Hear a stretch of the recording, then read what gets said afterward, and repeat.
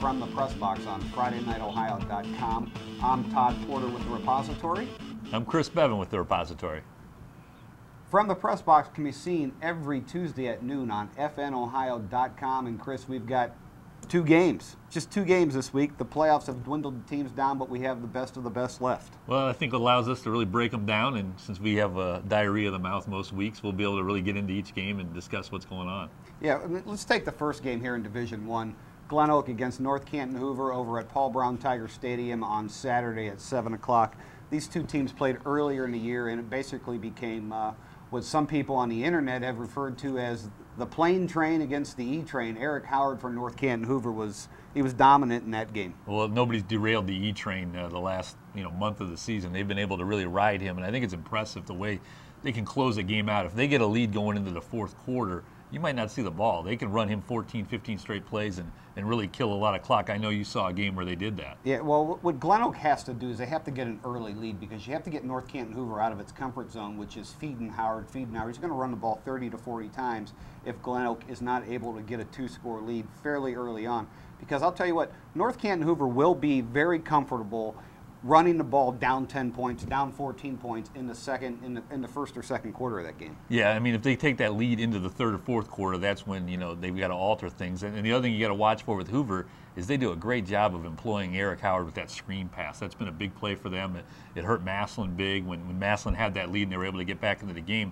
But the thing that I like about GlenOak right now is I think they're playing with extreme confidence. I think you were the one that wrote about their revenge tour, the way they're kind of taking it to the teams that have beaten them up the last 2 years. Not too many teams have done that, but they've taken out the first two that did. Now they've got a chance against Hoover to complete it. Dating back to the last week of last season, Brunswick ended GlenOak's season in the playoffs a year ago. They beat Brunswick in very dominating fashion, 28-3 last week over at Massillon Stadium. They knocked off McKinley in week one. McKinley, of course, gave them one of their regular season defeats this year. North Canton is the only team left that GlenOak has lost to, and they get the matchup. This is a different GlenOak team than played North Canton in the regular season, and there's a big dynamic here. 235-pound fullback Ike Odimwe was eligible last week, played for the first time. He's practiced all season long. And you got to love a kid who just practices all season long. He's on the show team for them. He's just, scout team. He knows he's not going to get to play in his senior season. It's remarkable the depth they have in that backfield. Last week I wrote about the 5-6 tailbacks that they employ, 3 fullbacks now that they can use with Garmin and Spondell. And the big thing that you pointed out in your story this weekend was with Odimwe in the backfield, it allows those guys, the other two, to focus on defense, stay fresh, which you need to be in the fourth quarter going against Eric Howard. Yeah, Spyro Spondell and Andrew Garmin, who both play linebacker, have doubled up at fullback. They don't have to double up at fullback anymore. They're fresher on the other side of the ball. They're going to need to be fresh if they're going to bring down Eric Howard 30, 40 times a game. The one team that did shut down Eric Howard this year is the Louisville Leopards. That's the other Stark County team that is still alive, and they've got a great game Saturday night against Columbus DeSales. 1-2 in the state. Unfortunately, it's a regional final, not a state final, so perhaps the second best team in the state is going to be done this weekend in Division II. Yeah, well, Louisville this season, moving on to that Division II game, Louisville this season, I mean, it's almost been like an 11-game exhibition season. The football season in earnest started last week for them in the second round of the playoffs. They only won 7-0, but I think weather had a factor in that game. Louisville had the wind at their back and the rain in the second and fourth quarters. And my understanding of that game is you only had 2 quarters that you could score, and that was when you had the wind and the rain at your back. That happened in the second and the fourth quarter. Louisville probably had command of that game for 4 quarters. They dropped 3 touchdown passes. They had the drops, they had some underthrown balls, both uncharacteristic of them in those terrible conditions. But I think what last week's win for Louisville kind of re-showed people was the defense that they have. Leopards are very strong on that side of the ball. They came up with 7 turnovers, 6 sacks, forced 8 punts. So you can't say enough about that side of the ball. They're very strong from the front line all the way to the secondary with a lot of playmakers, and I think that's what they need this week. That defense has to have a similar performance against a really strong DeSales team. Yeah, DeSales, of course, is coming into the game with Adam Griffin, a junior, Archie Griffin's son. He's a difference maker. He's a playmaker. He scored a touchdown last week. A couple weeks ago, he ran a punt back in a game, 68 yards. And DeSales completely turned around the complexion of their game.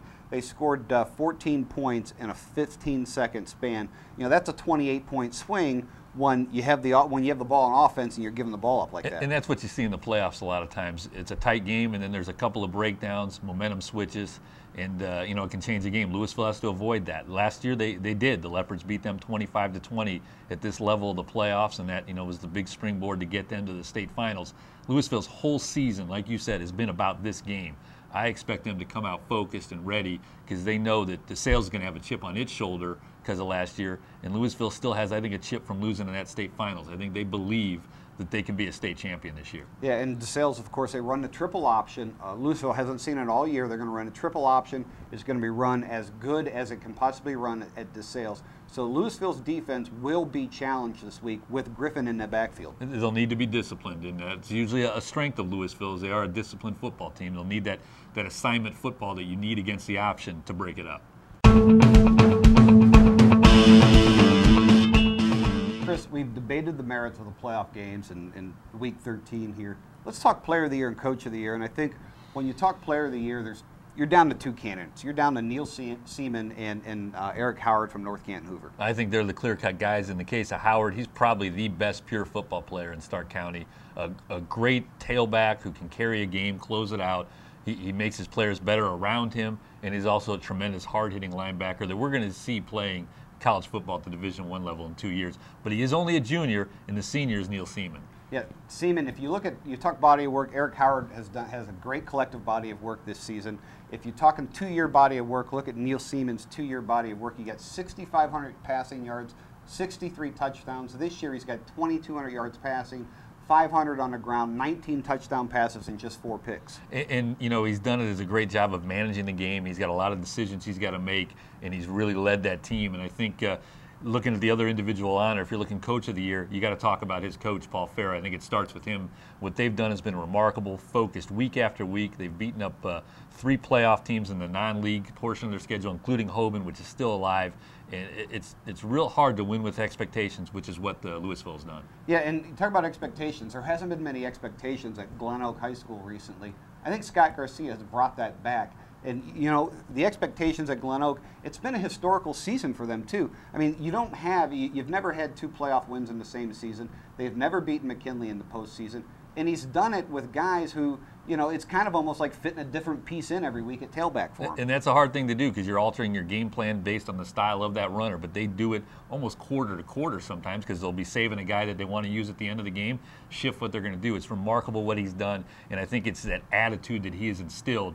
And when you talk about attitude, though, I think nobody's had a better attitude over the last decade than Don Hertler's Hoover Vikings. It's remarkable. Well, yeah, year in and year out, they lost a lot of people. Nobody imagined them to be still playing this week like they were last year after what they lost, and I think Donnie's done a great job. They've completely dominated the Federal League the last 10 Nobody years. expected anybody to run the table this year, and they did it. Yeah, and what Donnie has done both on and off the field, and we'll get into some of that maybe down the road on From the Press Box on what he's done off the field for his team. And plus he made the decision to change quarterbacks after that Louisville game. It's made a huge impact on their offense. And I think in the case of Scott Garcia and Donnie Hertler, the head-to-head matchup Saturday will go a long way to determine, you know, which one of those guys remains a candidate along with Paul Farah. We got a great weekend of football going over to Mansfield for the Louisville game Friday, and then right here a Stark County Super Bowl with GlenOak and Hoover on Saturday night. Yeah, Chris, we really appreciate you making it in here this week. I mean, I know you're a bit hobbled up over there with that left knee injury reconstruction, and you're almost like a bear in the wintertime. It's cold out. You usually don't come out of the house. You made it in here, and we appreciate that. It was tough getting off that couch. 4 weeks of watching TV, reading books, and reading magazines. Good life, but, you know, got to resume. Well, thanks for watching From the Press Box on fnohio.com. For producer Dave Irvin, I'm Todd Porter. I'm Chris Beaven from the Repository. We'll see you next week on From the Press Box.